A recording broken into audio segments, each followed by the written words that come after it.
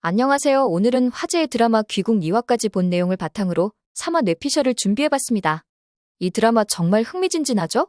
육신 쟁탈 판타지 로코맨스라는 독특한 장르에 무녀, 이무기, 팔척기까지 한국 전통 요소들을 아름답게 녹여낸 작품이라 더욱 기대가 됩니다. 3화에서 가장 주목할 부분은 역시 여리와 강철의 복잡한 관계입니다. 이제 본격적으로 두 사람의 갈등이 표면화될 것 같아요. 윤갑의 몸을 빌린 강철 그리고 자신의 첫사랑의 모습을 한 이무기를 대하는 여리의 심정이 얼마나 복잡할지 상상이 됩니다. 아마도 3화 초반부에는 이런 대화가 오갈 것 같아요. 이게 무슨 짓이에요? 윤갑님의 몸에 들어가다니.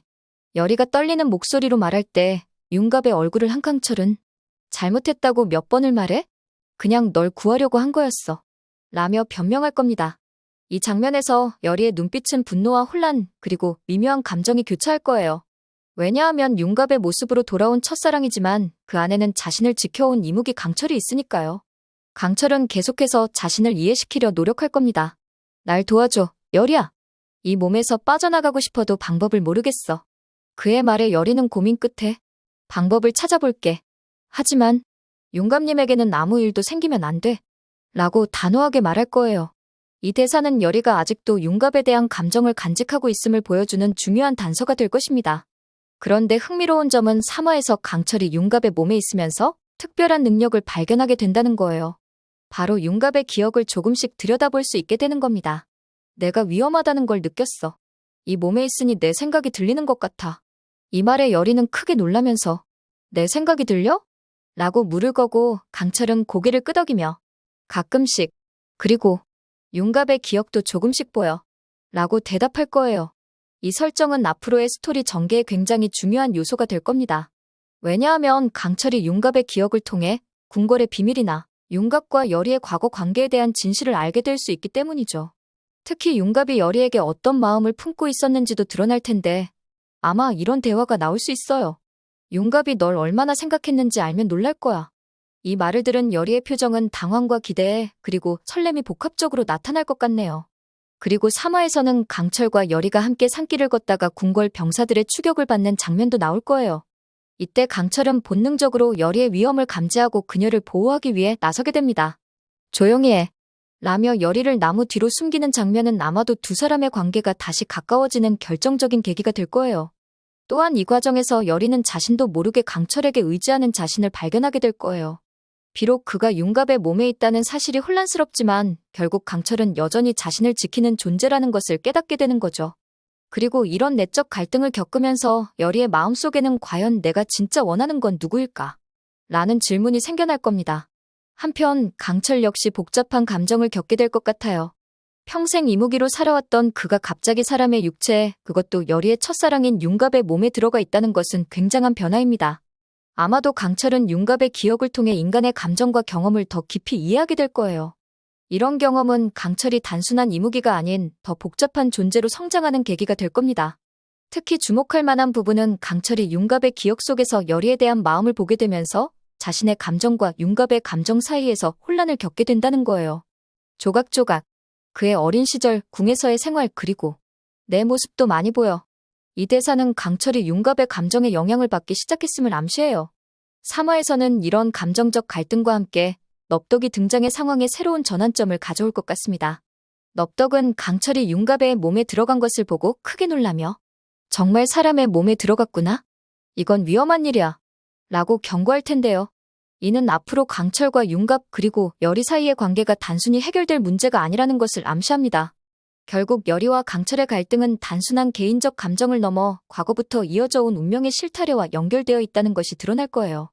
넙덕의 말, 너와 윤갑 그리고 왕, 세 사람 모두 과거의 인연으로 얽혀있단다. 는 이 드라마의 핵심 미스터리를 암시하는 중요한 대사가 될 것 같네요. 3화에서 여리와 강철의 갈등은 점차 해소되기보다는 더 깊고 복잡한 차원으로 발전할 것 같습니다. 특히 팔척귀가 등장하는 위기 상황에서 강철이 여리를 지키기 위해 나서는 장면? 믿어줘, 여리야. 우리가 널 지킬게. 라는 대사는 윤갑의 의식도 점차 깨어나고 있음을 암시하는 중요한 복선이 될 거예요. 여기서 우리라는 표현이 앞으로의 전개에 어떤 영향을 미칠지 정말 기대됩니다. 3화에서는 이정왕의 내면 세계가 더 깊이 그려질 것 같아요. 특히 계속해서 그를 괴롭히는 악몽과 열의에 대한 특별한 관심이 중요한 스토리 라인으로 발전할 거예요. 아마도 3화는 이정이 땀에 젖은 채로 악몽에서 깨어나는 장면으로 시작될 수 있을 것 같습니다. 또 그 꿈이야. 이정은 숨을 헐떡이며 중얼거릴 거예요. 그의 침소에는 불안한 기운이 감돌고 내관이 걱정스럽게 다가오죠. 전하, 괜찮으십니까? 하지만 이정의 마음은 이미 다른 곳에 가 있습니다. 그는 창밖을 바라보며 단호하게 명령할 겁니다. 그 무녀를 데려와라. 풍산에게도 알려라. 이 장면은 이정이 얼마나 절박하게 열의를 찾고 있는지를 보여주는 중요한 단서가 될 거예요. 내관이 풍산 대감에게요? 하지만 전하, 이 밤중에 라고 망설이자 이정은 더 강한 어조로 당장 이라고 외칠 것입니다. 이런 이정의 모습은 단순한 호기심이나 관심을 넘어선 강한 집착을 나타내고 있어요. 내관이 나간 후 이정은 책상에 놓인 부적을 바라볼 거예요. 이것은 열의가 준 부적인데 왕은 이 부적을 통해 특별한 연결고리를 느끼고 있는 듯합니다. 왜 그녀가 자꾸 꿈에 나타나는 거지? 라는 혼잣말은 이정이 열의에 대해 단순한 호감 이상의 감정을 품고 있음을 암시하고 있어요. 이 꿈의 내용은 분명 과거와 현재를 연결하는 중요한 단서가 될 겁니다. 아마도 3화에서는 이정의 꿈 내용이 조금 더 자세히 묘사될 수 있을 것 같아요. 어쩌면 그 꿈 속에서 열의와 닮은 무녀가 등장하고 과거 왕국의 비극적 역사가 암시될 수도 있겠죠.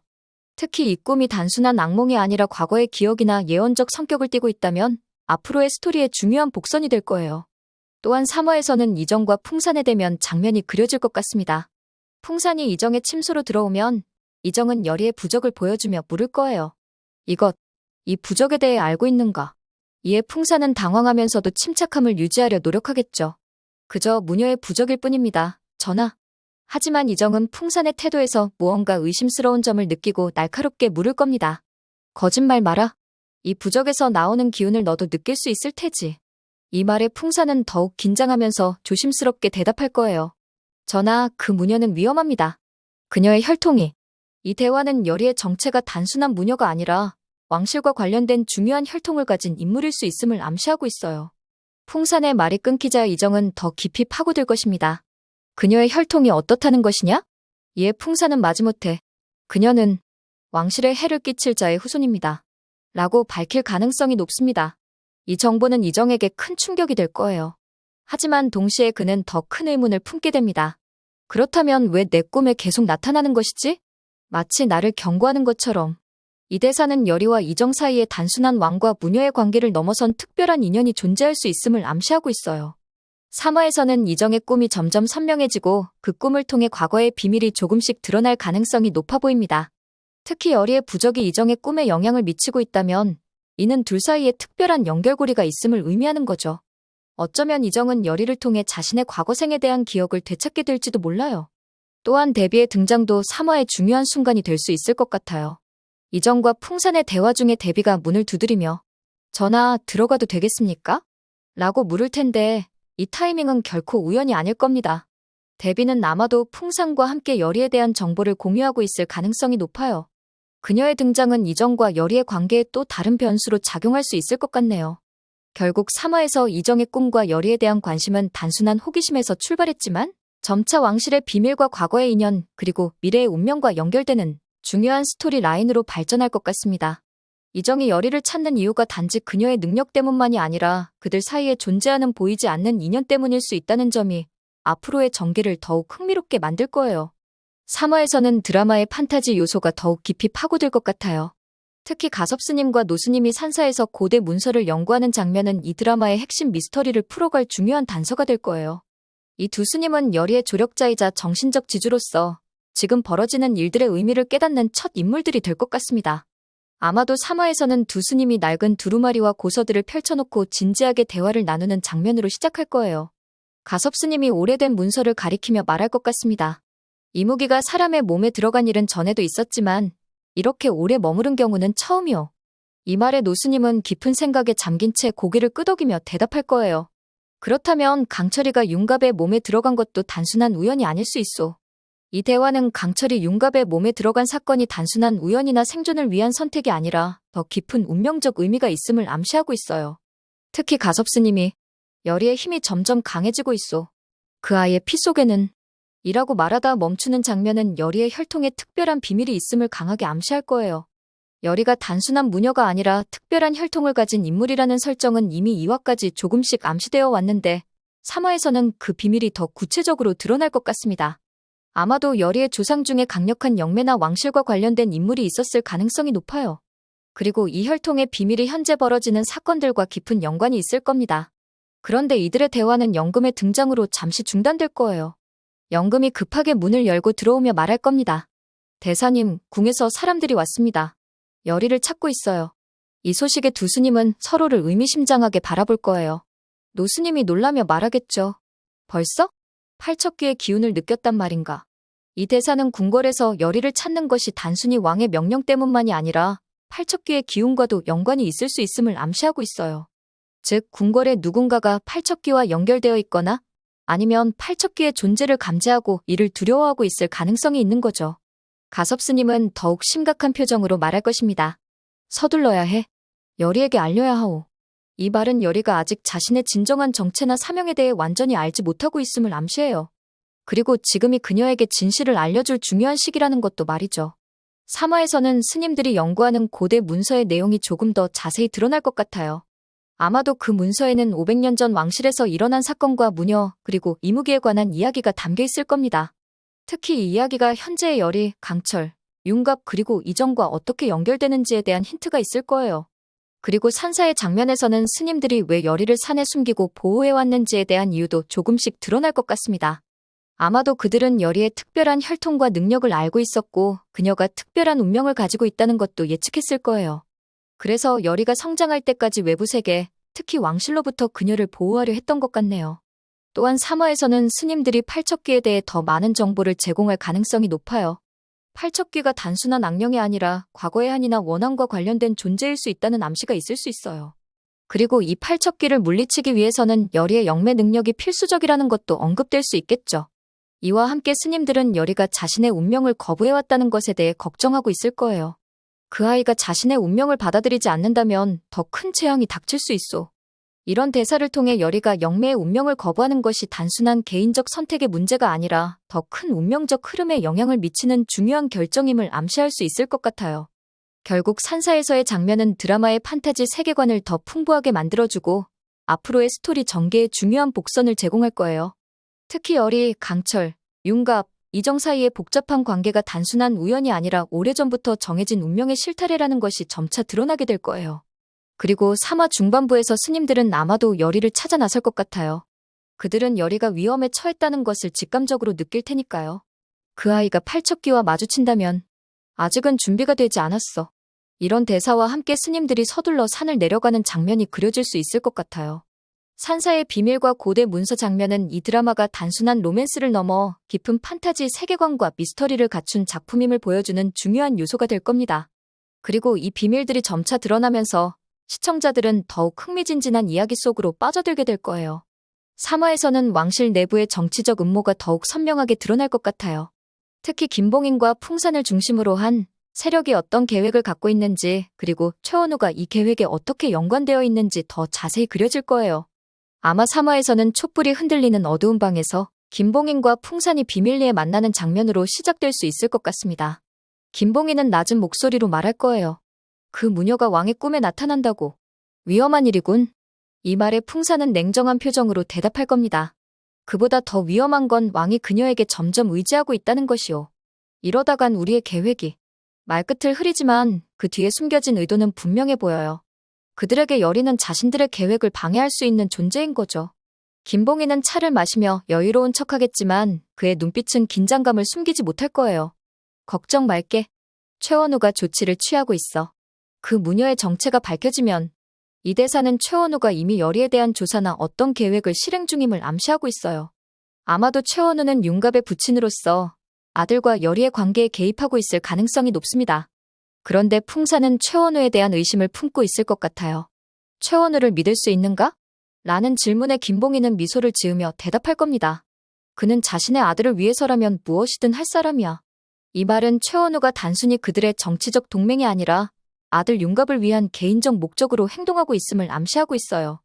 여기서 중요한 건 김봉인과 풍산이 여리의 정체에 대해 알고 있거나 최소한 의심하고 있다는 점이에요. 그들은 열이가 단순한 무녀가 아니라 왕실의 위협이 될 수 있는 특별한 혈통을 가졌다고 믿고 있을 가능성이 높아요. 그래서 그들은 열이가 왕에게 영향력을 행사하기 전에 그녀를 제거하거나 통제하려는 계획을 세우고 있는 거죠. 3화에서는 이 음모가 더 구체적으로 드러날 수 있어요. 어쩌면 그들은 열이의 과거나 혈통에 관한 정보를 찾아내어 그녀를 궁에서 쫓아내거나 왕의 신임을 잃게 만들려는 계획을 세울 수도 있을 것 같습니다. 특히 그 무녀의 정체가 밝혀지면 이라는 대사는 열이에게 숨겨진 비밀이 있고 그것이 드러났을 때 그녀에게 불리하게 작용할 수 있음을 암시하고 있어요.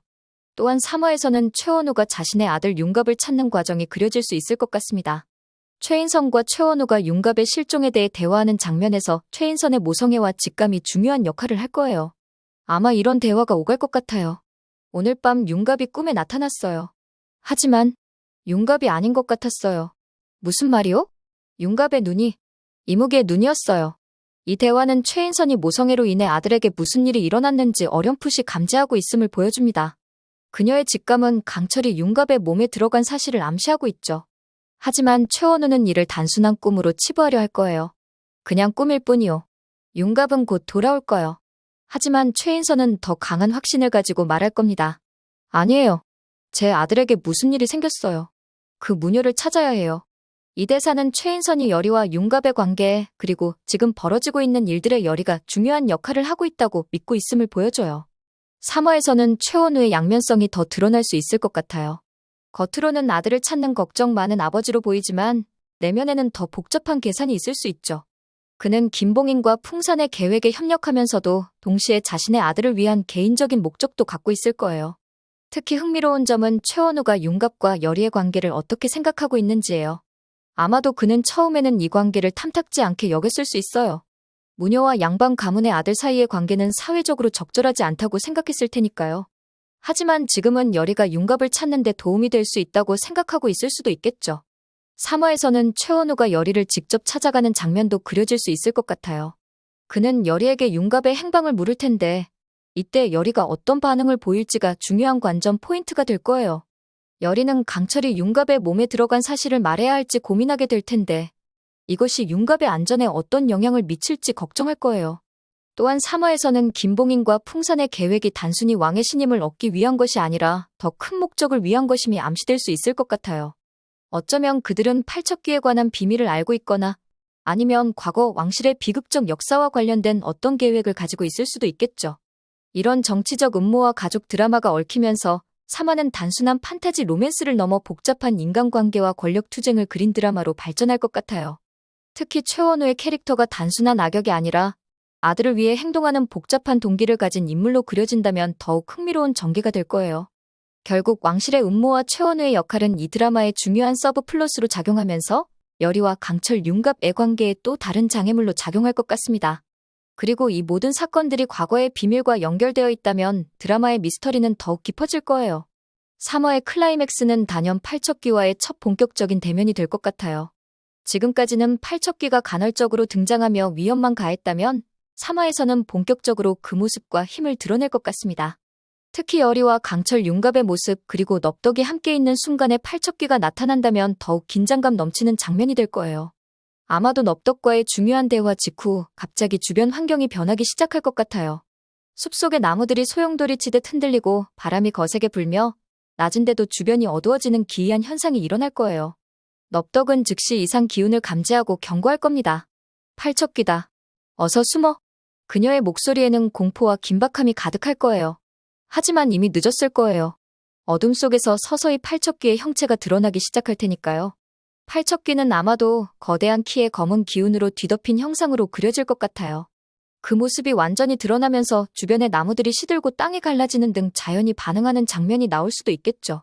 이는 팔척귀의 강력한 힘과 불길한 기운을 시각적으로 보여주는 효과가 될 거예요. 열이는 팔척귀를 보는 순간 두려움에 떨겠지만 동시에 이상한 감각을 느낄 것 같아요. 마치 어디선가 본 듯한 혹은 자신과 연결된 무언가를 느끼는 거죠. 이 느낌은 전에도 열이의 이런 반응은 팔척귀가 단순한 악령이 아니라 그녀의 과거나 혈통과 연관되어 있음을 암시할 거예요. 강철 윤갑의 모습은 본능적으로 열이 앞에 서서 그녀를 보호하려 할 겁니다. 내가 지킬게. 그의 목소리는 단호하지만 인간의 몸으로 팔척귀를 상대해야 한다는 부담감도 느껴질 거예요. 여리는 강철을 걱정하며 말할 테죠. 안 돼. 그러다 융갑님이. 이 대사는 여리가 여전히 융갑의 안전을 걱정하고 있음을 보여줘요. 그런데 여기서 중요한 순간이 올 것 같아요. 강철이 여리를 바라보며 믿어줘, 여리야. 아니, 우리가 널 지킬게. 라고 말하는 장면이요. 여기서 우리라는 표현은 매우 의미심장해요. 이는 융갑의 의식도 점차 깨어나고 있음을 암시하는 중요한 복선이 될 테니까요. 실제로 이 순간 강철의 눈빛이 잠시 변하면서 마치 융갑의 의식이 순간적으로 드러나는 듯한 장면이 나올 수 있을 것 같아요. 넙덕은 이 상황을 지켜보며 중요한 조언을 할 것 같아요. 너희의 힘을 하나로 모아야 해. 강철아, 내 이무기의 힘과 여리의 영매 능력이 결합해야만 팔척기를 물리칠 수 있어. 이 말은 앞으로의 스토리에서 여리가 결국 자신의 영매 능력을 받아들이고 강철과 협력해야 함을 암시하고 있어요. 팔척기는 처음에는 직접 공격하기보다는 주변의 것들을 조종하여 간접적으로 공격할 것 같아요. 나무들이 갑자기 움직여 그들을 공격하거나 땅이 갈라지며 그들을 분리시키려 할 수도 있겠죠. 이런 방식의 공격은 팔척기의 신비롭고 강력한 능력을 보여주면서도 아직은 본격적인 힘을 드러내지 않는 신중함을 암시할 수 있어요. 그러다가 여리가 위험에 처하는 결정적인 순간 강철의 눈이 완전히 이무기의 눈으로 변하면서 특별한 힘을 발휘하는 장면이 나올 것 같아요.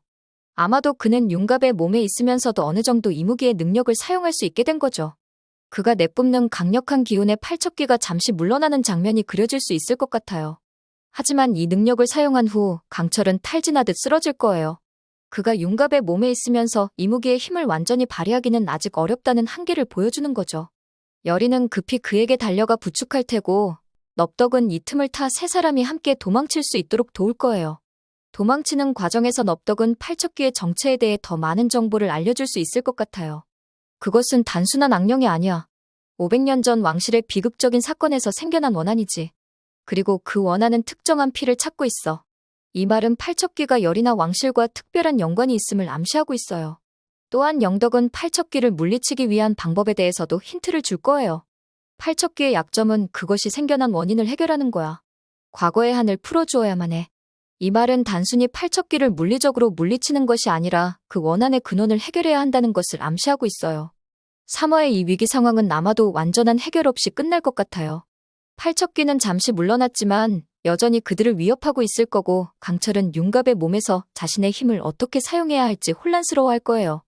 그리고 여리는 자신의 영매 능력을 받아들여야 한다는 부담감과 함께 강철과 융갑 사이에서 더욱 복잡한 감정을 느끼게 될 것 같습니다. 이 장면의 후반부에서는 팔척기가 잠시 물러난 후 강철이 의식을 되찾으면서 중요한 사실을 깨닫는 장면이 나올 수도 있어요. 방금 융갑이 깨어난 것 같았어. 그가 나와 함께 여리를 지키려 했어. 이 말에 여리의 눈에는 복잡한 감정이 교차할 거예요. 희망과 두려움, 그리고 혼란스러움이 함께하는 거죠. 넙덕은 이 말을 듣고 의미심장한 표정으로 말할 거예요. 두 영혼이 하나의 몸에서 공존하기 시작했구나. 이것은 위험하면서도 특별한 일이야. 두 영혼이 완전히 하나가 되거나 아니면 서로를 파괴할 수도 있어. 이 대사는 앞으로 강철과 융갑의 관계가 더욱 복잡해질 것임을 암시하고 있어요. 결국 3화의 팔척기 등장 장면은 단순한 액션 시퀀스를 넘어 캐릭터들의 관계와 내면 갈등, 그리고 드라마의 핵심 미스터리를 더욱 깊이 탐색하는 중요한 전환점이 될 것 같아요. 그리고 이 위기를 통해 여리와 강철 그리고 융갑 그리고 영덕의 유대감이 더욱 깊어질 거예요. 또한 이 장면은 향후 여리가 자신의 영매 능력을 받아들이고 강철과 협력하여 팔척기를 물리쳐야 한다는 드라마의 핵심 과제를 분명히 제시할 것 같습니다.